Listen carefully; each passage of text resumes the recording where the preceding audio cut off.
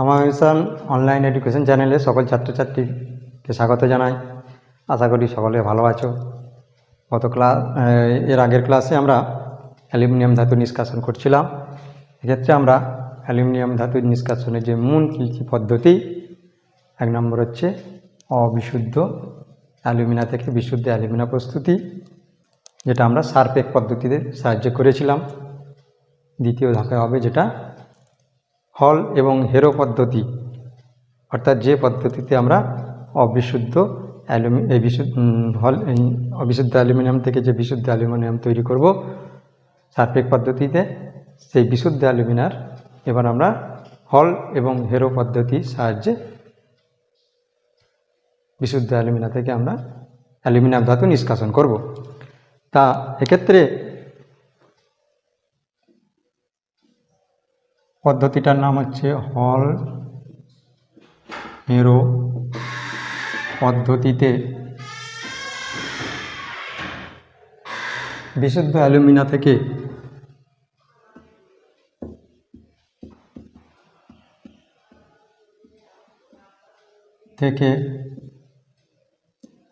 Aluminium নিষ্কাশন।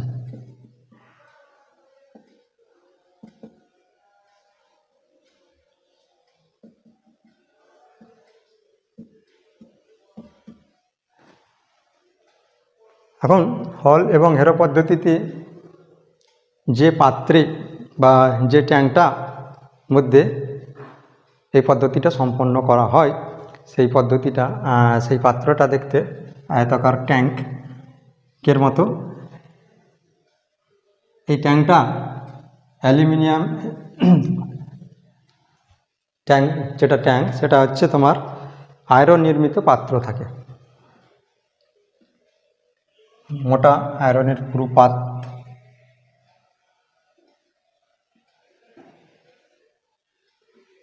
বাইরের আস্তরণটা, আর ভিতরের যে আস্তরণ সেটা প্রায় 1 ফুট পুরু গ্রাফাইটের আস্তরণ দেওয়া হয়।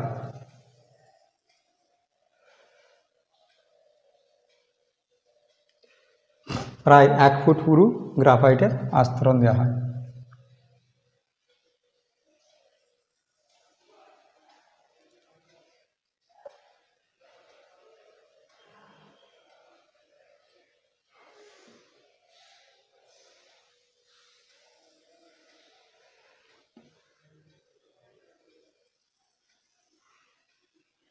তাহলে আয়তাকার ট্যাঙ্ক বা চৌবাচ্চা বা ভোল্টামিটারও ধরা হতে পারে।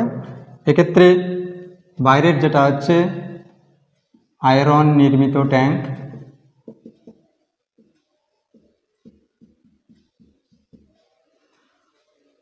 আয়রন নির্মিত ট্যাঙ্কের ভিতরের অংশ এটা গ্যাস কার্বন দিয়ে তৈরি, গ্যাস কার্বন বা গ্রাফাইট দিয়ে তৈরি। গ্রাফাইট দিয়ে তৈরি। এটা ক্যাথোড হিসাবে কাজ করবে।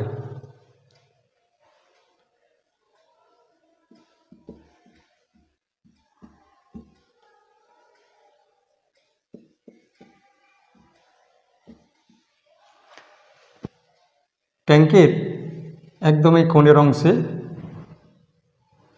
গলিত অ্যালুমিনিয়াম বের করার নেওয়ার জন্য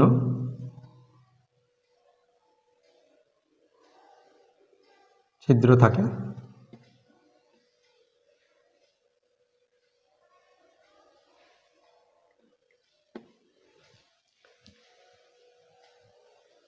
উপরে গ্রাফাইটের কতগুলো দণ্ড ঝুলিয়ে দেওয়া হয়, যেগুলো অ্যানোড হিসেবে কাজ করবে।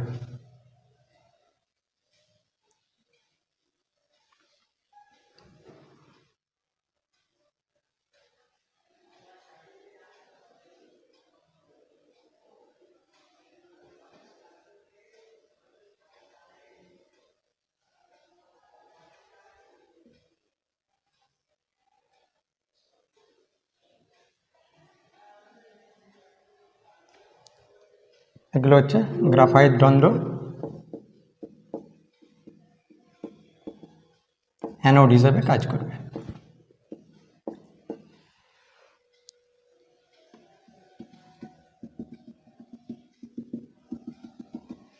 এর মধ্যে যে জিনিসগুলো নেওয়া হবে,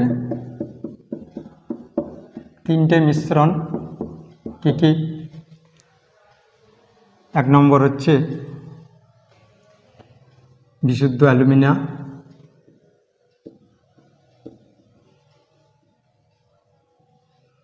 Al2O3 20%। দু নম্বর হচ্ছে ক্রায়োলাইট,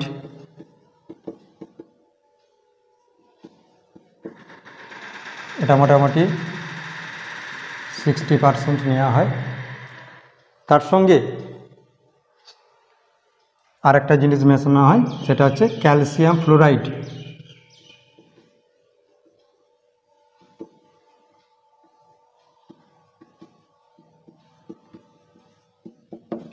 %20। তাহলে 20% বিশুদ্ধ অ্যালুমিনা, ক্রায়োলাইট 60% এবং ক্যালসিয়াম ফ্লোরাইড 20%, এই তিনটির মিশ্রণ নেওয়া হয়। আর এই অংশটা হচ্ছে নেগেটিভ অংশ, এটা হচ্ছে পজিটিভ অংশ। এই নেগেটিভ এবং পজিটিভ অংশকে একটা বাল্বের সহিত যুক্ত করা থাকে।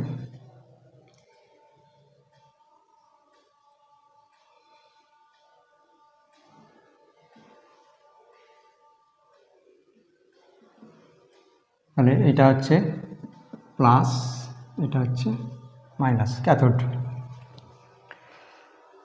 এই ব্যবস্থা অবলম্বন করার পর এর মধ্যে আমরা তড়িৎ চালনা করব। তা তড়িৎ চালনা করলে কি হবে? বিক্রিয়া শুরু হবে এবং বিক্রিয়া শুরু হওয়ার ফলে আমরা অ্যালুমিনিয়াম গলিত অবস্থায় বা তরল অবস্থায় এই পাত্রের তলার অংশ দিয়ে বেরিয়ে আসবে। এখন এখানে আরেকটা ঘটনা ঘটে, যেটা কিনা এই অ্যালুমিনিয়াম যখন তড়িৎ বিজারণ হবে তখন কিন্তু এই অক্সিজেনটা নির্গত হবে। সেই অক্সিজেনটা অত্যন্ত সক্রিয় থাকার ফলে ও কী করবে? সরাসরি এই গ্রাফাইট দণ্ডের সঙ্গে আক্রমণ করবে, অর্থাৎ গ্রাফাইট দণ্ডের সঙ্গে বিক্রিয়া করে কার্বন মনোক্সাইড বা কার্বন ডাইঅক্সাইড গ্যাসে পরিণত হয়ে যাবে। তাই এই গ্রাফাইট দণ্ডগুলি কিছু সময় পর পাল্টে দিতে হয়। কারণ দেখা গেছে 1 কেজি অ্যালুমিনিয়াম যদি নিষ্কাশন করা হয়, প্রায় 0.5 বা 500 গ্রাম এই গ্রাফাইট পুড়ে নষ্ট হয়ে যায়। তাই এটা যাতে না পুড়ে নষ্ট হয় তার জন্য কি করা হয়, এর মধ্যে মাঝে মাঝে কোক চূর্ণ ছড়িয়ে দেওয়া হয় উপর থেকে। তা কোক চূর্ণ ছড়িয়ে দিলে সেই কোক চূর্ণের সঙ্গে বিক্রিয়া করবে উৎপন্ন অক্সিজেনটা, যাতে গ্রাফাইটটা কম নষ্ট হয়।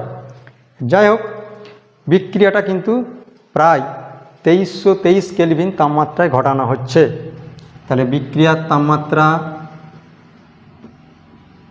অর্থাৎ বিক্রিয়ার তাপমাত্রা 2323, এমনি বিশুদ্ধ অ্যালুমিনিয়ামের গলনাঙ্ক হচ্ছে 2343 কেলভিন। কিন্তু এই এত উচ্চ তাপমাত্রায় আমরা যদি অ্যালুমিনিয়াম নিষ্কাশন করতে যাই তাহলে কিন্তু সব, অর্থাৎ সেই উচ্চ তাপমাত্রায় অক্সিজেন এত সক্রিয় থাকবে যে আমার গ্রাফাইটটা পুরোটাই নষ্ট হয়ে যাবে। তাই এই বিক্রিয়ার তাপমাত্রা কমানোর জন্যই কিন্তু এর মধ্যে ক্রায়োলাইট এবং ক্যালসিয়াম ফ্লোরাইড যোগ করা হয়। এই ক্রায়োলাইট এবং ক্যালসিয়াম ফ্লোরাইড যোগ করলে দুটো ঘটনা ঘটে। একটা হচ্ছে বিশুদ্ধ অ্যালুমিনিয়ামের তড়িৎ পরিবহন ক্ষমতা খুবই কম, অর্থাৎ এটা তড়িৎ বিশ্লেষ হিসেবে খুব একটা ভালো তড়িৎ বিশ্লেষ্য হয় না। তাই এর তড়িৎ পরিবহন ক্ষমতা বাড়ানোর জন্য ক্রায়োলাইট এবং ক্যালসিয়াম ফ্লোরাইড যোগ করা হয়। দ্বিতীয় ক্ষেত্রে কি, তাপমাত্রা কমানো হবে। যেখানে অ্যালুমিনিয়ামের গলনাঙ্ক হচ্ছে 2323 কেলভিন, আমরা ক্রায়োলাইট বা ফ্লোসফার যখনই যোগ করে দেবো গলনাঙ্কটা কমে যাবে, কমে যেয়ে মোটামুটি 1173 কেলভিন তাপমাত্রায় চলে আসবে। অর্থাৎ অ্যালুমিনিয়ামের গলনাঙ্ক 2323 কেলভিন, যখনই এই ক্রায়োলাইট এবং ফ্লোসফার যোগ করা হলো এর তাপমাত্রাটা কমে হয়ে গেল 1173 কেলভিন। অর্থাৎ আমার বিক্রিয়াটা ঘটছে 1173 কেলভিন তাপমাত্রার কাছাকাছি। এরপরে আমরা দেখব যে এই অবস্থা অবলম্বন করার পর তড়িৎ চালনা করা হলো। তড়িৎ চালনা করার পর ক্যাথোডে কী বিক্রিয়া হবে আর অ্যানোডে কী বিক্রিয়া হবে। প্রথমে আমরা লিখব ক্যাথোডে। ক্যাথোড বিক্রিয়া। ক্যাথোড মানে নেগেটিভ, তার মানে সেক্ষেত্রে Al+3 আয়ন যাবে, Al3+, সে ক্যাথোড থেকে 3টে ইলেকট্রন নেবে, Al ধাতুতে পরিণত হলো। অ্যানোড বিক্রিয়া। আচ্ছা, প্রথমে আমরা যদি এটা ভেঙে দিই, Al2O3 twice Al3+ plus 3O double minus, তাহলে ক্যাথোডে এটা গেল, 3টে ইলেকট্রন গ্রহণ করলো, অ্যালুমিনিয়ামে পরিণত হলো। অ্যানোডে দুটো বিক্রিয়া ঘটে। প্রথমে ক্ষেত্রে কী হয়, যে কোক চূর্ণ ছড়িয়ে দেওয়া আছে বা অ্যানোডের কিছু কার্বনের সঙ্গে বিক্রিয়া করবে, C+O2O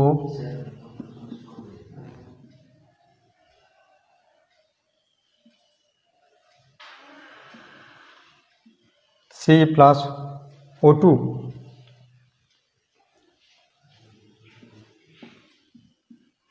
CO plus 2E C+2O2 minus O2 minus CO plus 4E, অর্থাৎ ক্যাথোড মানে আয়রন নির্মিত ট্যাঙ্কের যেটা এই অংশটা, যেটা আমরা ক্যাথোড হিসেবে ব্যবহার করেছি, এই অংশে গলিত অ্যালুমিনিয়াম জমা হবে এবং পাত্রের একদম কোণ দিয়ে সেই গলিত অ্যালুমিনিয়ামকে আমরা বের করে নেব। এরপরে আমরা বিশুদ্ধিকরণ প্রক্রিয়ায় যাব। বিশুদ্ধিকরণ প্রক্রিয়ার ক্ষেত্রে এক প্রকার এখানে বিশুদ্ধিকরণ হয়েই গেছে, তবু যদি কোনো অসুবিধে থাকে আর একবার তড়িৎ বিশ্লেষণ পদ্ধতির সাহায্যে আমরা বিশুদ্ধিকরণ করে নিতে পারি। আচ্ছা, মোটামুটি আমরা প্রায় সমস্ত ধাতুগুলি নিষ্কাশন করে ফেললাম। সমস্ত মানে আমাদের সিলেবাসে যেগুলো যা আছে, কে কপার করেছি, জিঙ্ক করেছি, অ্যালুমিনিয়াম করেছি, আয়রন করেছি, 4টে ধাতু নিষ্কাশন আমরা করেছি।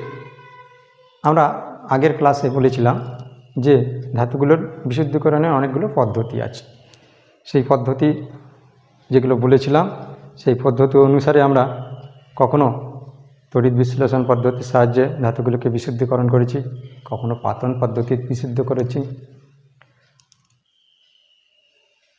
কখনো আমরা তড়িৎ বিশ্লেষণ, পাতন আর বাষ্পদশা পরিশোধন বা তরলায়ন বিভিন্ন যে পদ্ধতির সাহায্য নিয়েছি বা নেব, সেইগুলো মোটামুটি এবারে আলোচনা করব, কারণ আমার ধাতু নিষ্কাশন সমস্তই সারা হয়ে গেল সিলেবাসের মধ্যে যা আছে। তাহলে আজকে আমরা কতগুলো দুটো বিশেষ পদ্ধতিতে ধাতু নিষ্কাশন, এই ধাতুর বিশুদ্ধিকরণ শিখব। তার মধ্যে প্রথম যেটা, সেটাকে বলা হচ্ছে জোন বা এলাকা পরিশোধন।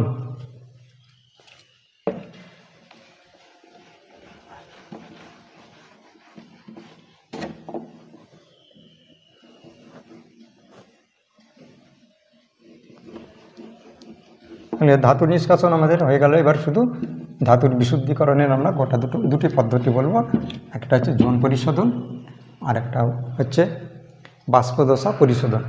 এই দুটো বললেই আমাদের ধাতুবিদ্যার যে সিলেবাসের অংশ ছিল সেটা সারা হয়ে যাবে। পরবর্তী ক্লাসে আমরা অন্য চ্যাপ্টার শুরু করব।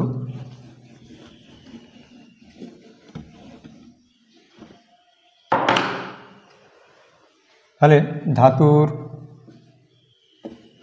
বিশুদ্ধিকরণ,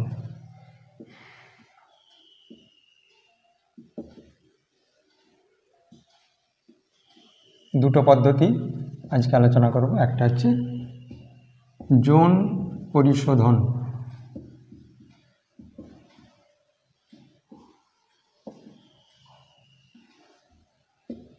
বি হচ্ছে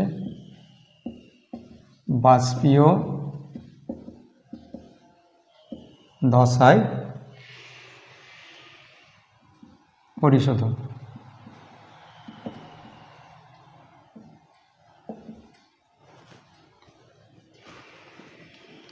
প্রথমে আমরা যৌন পরিশোধন নিয়ে আলোচনা করব।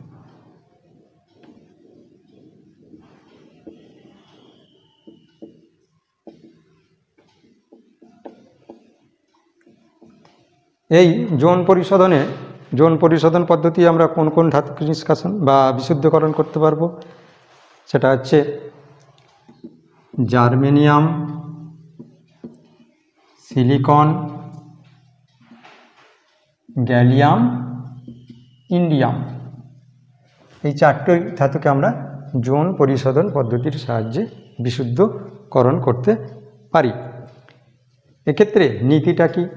নীতিটা হচ্ছে একটি ধাতুর মধ্যে যে অশুদ্ধিগুলো মিশে থাকে সেই অশুদ্ধিগুলো বা সেই অশুদ্ধি সমেত ধাতুটাকে যখন গলানো হয় তখন কিন্তু সেই অশুদ্ধিগুলো গলিত অবস্থায় বেশি দ্রবীভূত হয়, কঠিন অবস্থায় কিন্তু কম দ্রবীভূত হয়।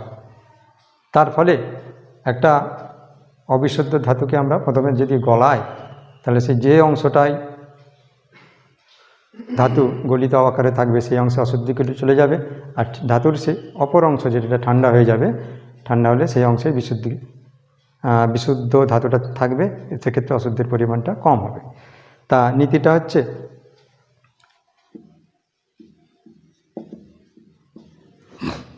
অশুদ্ধিগুলি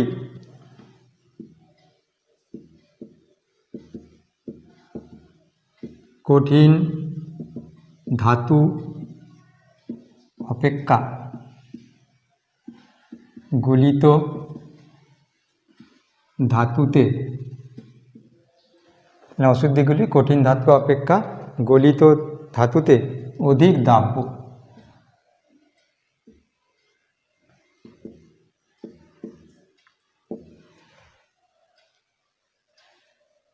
এখন এই গলিত এবং কঠিন অবস্থায়, কঠিন ও গলিত ধাতুতে অশুদ্ধির দ্রাব্যতার পার্থক্যে কাজে লাগিয়েই আমরা যৌন পরিশোধন পদ্ধতিতে এই ধাতুগুলো থেকে অশুদ্ধিগুলোকে আলাদা করব। অর্থাৎ কঠিন ও তরল ধাতুতে অশুদ্ধিগুলির দ্রাব্যতার পার্থক্যকে কাজে লাগিয়ে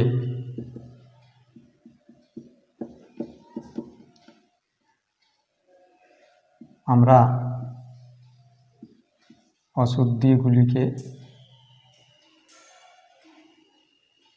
পার্থক্যে কাজে লাগিয়ে আমরা ধাতুর পরিশোধন করব। সোজা কথা, ধাতুর পরিশোধন করব।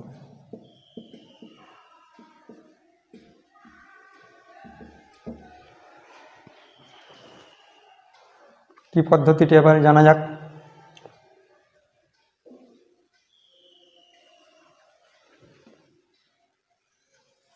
একটা বড় গোলাকার নলাকৃতি পাত্র নেওয়া হবে। এই নলাকৃতি পাত্রের মধ্যে অশুদ্ধিযুক্ত ধাতব দণ্ডকে নলের আকারে রাখা থাকবে। অর্থাৎ এইভাবে আমরা অশুদ্ধিযুক্ত ধাতব খণ্ডটাকে রাখতে পারি। অর্থাৎ সেটাকে নলাকার অংশ করা হলো, করার পর সেটাকে একটা পাত্রের মধ্যে রাখা হলো। এই পাত্রের থেকে আমরা সমস্ত বায়ু বের করে নিয়ে এর মধ্যে নিষ্ক্রিয় গ্যাস ভরে দেবো, যাতে করে উত্তপ্ত অবস্থায় বা গলিত অবস্থায় সেই ধাতুগুলোই এর মধ্যে যে গ্যাস থাকে তার সঙ্গে যাতে বিক্রিয়া করতে না পারে। তাহলে একটা নলাকার পাত্র নেব, সেই নলাকার পাত্র থেকে বাতাসটাকে পাম্প করে বের করে নেব, নেওয়ার পর ওর মধ্যে নিষ্ক্রিয় গ্যাস রাখবো। রাখার পর এই যে অবিশুদ্ধ বা অশুদ্ধিযুক্ত ধাতব দণ্ড সেটাকে রাখা হবে। রাখার পর এরপর সেই গ্যাসটাকে পাম্প করে বের করে নেওয়া, বের করার পর ওর মধ্যে নিষ্ক্রিয় গ্যাসগুলো ভরা হবে।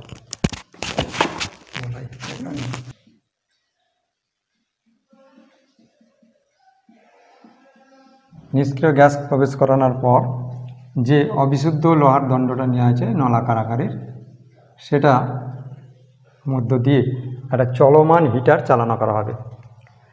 চলমান হিটার বলতে আমরা যদি ছবিটা আঁকি,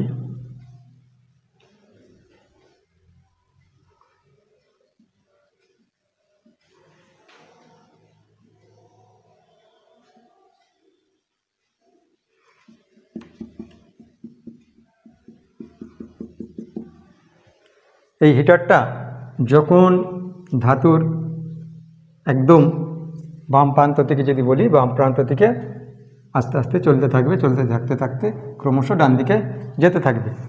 এখন এই উত্তপ্ত অবস্থায় বা যখনই চলমান হিটারটা এই অংশে আসবে, তাহলে এই অংশটা ধাতুটা গলতে থাকবে। এই অংশের ধাতুটা প্রথমে গলন শুরু হলো বা এই অংশটা গলতে শুরু করলো। গলার পর আমরা চলমান হিটারটাকে এবার ক্রমান্বয়ে ডান দিকে নিয়ে যেতে থাকবো। তার ফলে কী হচ্ছে, এই হিটারটা যখন দ্বিতীয় পজিশনে আসবে, এই পজিশনে আসবে, তখন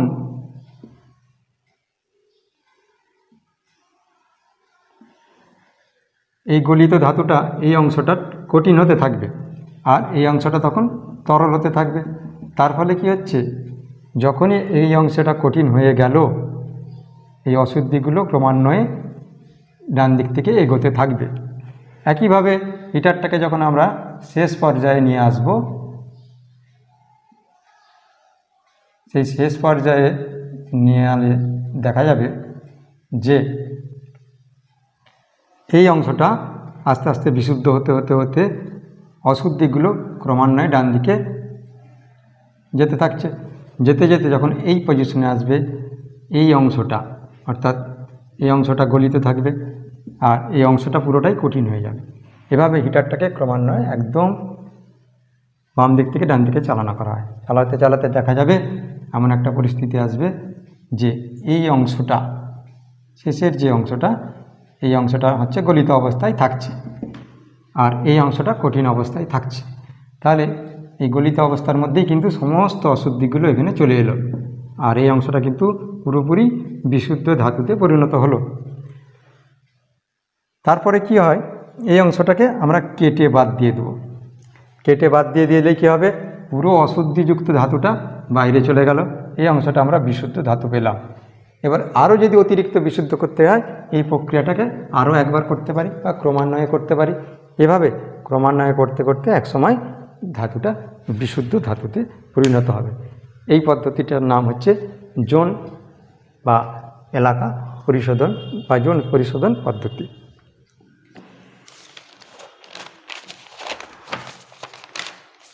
এরপরে আমরা দ্বিতীয় ধাপ বাষ্পীয় দশায় পরিশোধন পদ্ধতিটা নিয়ে আলোচনা করব।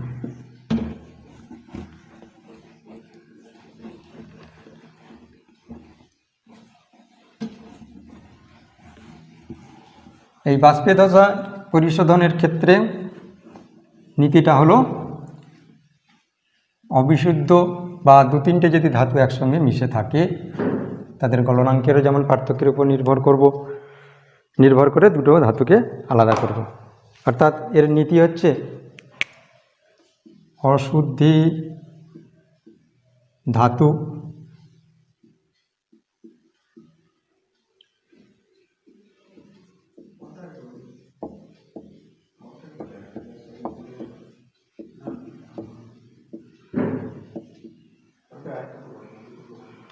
তাহলে অশুদ্ধি ধাতু তার সঙ্গে একটা বিকারক পদার্থ যোগ করে দেওয়া হবে।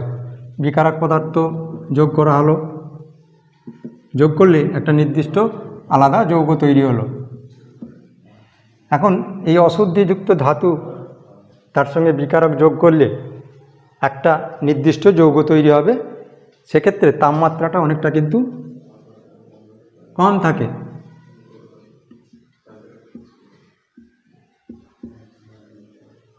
এরপর যে যৌগটা উৎপন্ন হবে, সেই যৌগটাকে আমরা আরও বেশি তাপমাত্রায় উত্তপ্ত করব।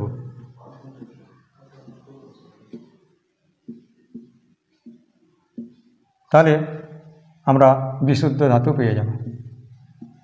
বিশুদ্ধ ধাতু প্লাস অশুদ্ধিটা আলাদা হয়ে যাবে।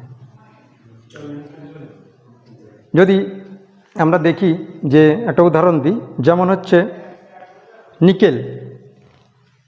নিকেলকে যেভাবে নিষ্কাশন করা হয় তার নাম হচ্ছে মন্ড পদ্ধতি। মন্ড পদ্ধতিতে কী করা হয়, তাহলে অশুদ্ধযুক্ত নিকেল ধাতুরকে নেওয়া হবে, তার সঙ্গে কার্বন মনোক্সাইডের বিক্রিয়া করা হবে। Nickel plus carbon monoxide, nickel carbonyl. Nickel carbonyl প্রথম ধাপে উৎপন্ন হবে। এই বিক্রিয়াটা মোটামুটি 300 থেকে 350 কেলভিন তাপমাত্রায় করানো হয়।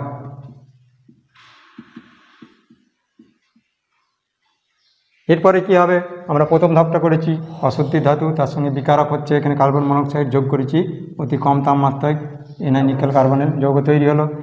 এরপর যে নিকেল কার্বনিল যৌগটা তৈরি হলো একে আমরা আরও বেশি তাপমাত্রায়, যেখানে 300 থেকে 350 কেলভিন করেছিলাম, এখানে 450 থেকে মোটামুটি 470 কেলভিন তাপমাত্রায় বিক্রিয়াটা ঘটাবো। ঘটালে কী হবে, এটা পুনরায় নিকেল প্লাস কার্বন মনোক্সাইড গ্যাসে পরিণত হবে। এখন এর মধ্যে যে অশুদ্ধিগুলো ছিল সেই অশুদ্ধিগুলো কিন্তু কার্বন মনোক্সাইডের সঙ্গে বিক্রিয়া করবে না, একমাত্র নিকেলই কার্বন মনোক্সাইডের সঙ্গে বিক্রিয়া করে নিকেল কার্বনিল যৌগটা তৈরি করবে। সেই যৌগটা সংগ্রহ করে তাকে পুনরায় আরও বেশি তাপমাত্রায় উত্তপ্ত করব। উত্তপ্ত করলে সেটা আবার ভেঙে যাবে, ভেঙে যেয়ে বিশুদ্ধ নিকেল ধাতু পাবো, আর কার্বন মনোক্সাইডটা গ্যাস হিসেবে বেরিয়ে যাবে। এটা হচ্ছে মন্ড পদ্ধতিতে নিকেলের বিশুদ্ধিকরণ। আরেকটা পদ্ধতি আছে যেটাকে বলা হচ্ছে ভ্যান আর্কেল পদ্ধতি।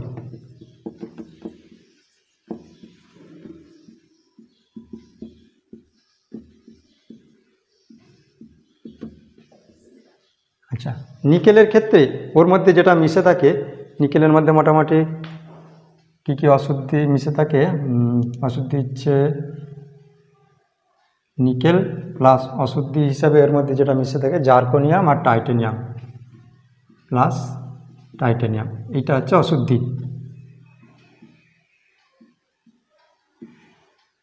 তাহলে জার্কোনিয়াম এবং টাইটেনিয়াম থেকে নিকেলকে আলাদা বা বিশুদ্ধিকরণ করার ক্ষেত্রে আমরা মন্ড পদ্ধতির সাহায্য নিয়েছি। এরপরে ভ্যান আর্কেল পদ্ধতি।